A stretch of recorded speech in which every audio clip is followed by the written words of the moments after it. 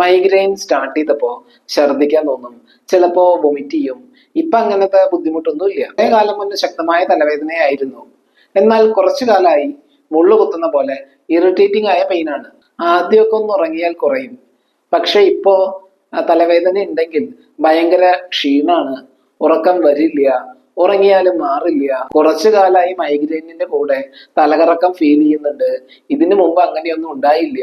ഇങ്ങനെ മൈഗ്രെയിനിന്റെ ലക്ഷണങ്ങളിലും ബുദ്ധിമുട്ടുകളിലും കുറെ കാലം കഴിയുമ്പോൾ മാറ്റങ്ങൾ അനുഭവപ്പെടാം. ഒരുപക്ഷെ അവർക്ക് തലവേദന കൂടി ക്രോണിക് മൈഗ്രെയിൻ ഡെവലപ്പ് ചെയ്തിട്ടുണ്ടാവാം, പല അസുഖങ്ങളും വന്നിട്ടുണ്ടാവാം. അത് മൈഗ്രെയിനുമായി അസോസിയേറ്റ് ചെയ്യുന്നതാവാം. ലൈഫിൽ വന്ന മാറ്റങ്ങൾ, ജീവിതശൈലി, ആഹാര രീതി, അവർ കഴിക്കുന്ന മെഡിസിൻസിന്റെ എഫക്ട്, അങ്ങനെ പലതും മൈഗ്രെയിനിനെ ഇൻഫ്ലുവൻസ് ചെയ്യാം. കുറെ പേരുണ്ട് മൈഗ്രെയിൻ ഉള്ളപ്പോൾ ഡോക്ടറെ കാണും, പെയിൻ മാറിയാൽ മെഡിസിൻസ് സ്റ്റോപ്പ് ചെയ്യും, അല്ലെങ്കിൽ പിന്നീട് ഡോക്ടറെ കണ്ട് ഫോളോ അപ്പ് ചെയ്യാതെ ഇതേ മെഡിസിൻസ് പുറമേന്ന് വാങ്ങി കഴിച്ച് മാനേജ് ചെയ്ത് പോകും. ഇങ്ങനെ വരുമ്പോൾ മൈഗ്രെയിനിൽ സംഭവിച്ച മാറ്റങ്ങൾ കറക്റ്റായി ഐഡന്റിഫൈ ചെയ്യാത്തത് കൊണ്ട് തന്നെ ഒരു പ്രോപ്പർ റിലീഫ് കിട്ടില്ല. മൈഗ്രെയിനിന്റെ ലക്ഷണങ്ങളിൽ എന്തെങ്കിലും മാറ്റങ്ങൾ അനുഭവപ്പെടുന്നുണ്ടെങ്കിൽ അത് എന്തുകൊണ്ടാണ് എന്ന് കൃത്യമായി കണ്ടെത്തി ചികിത്സിക്കുക.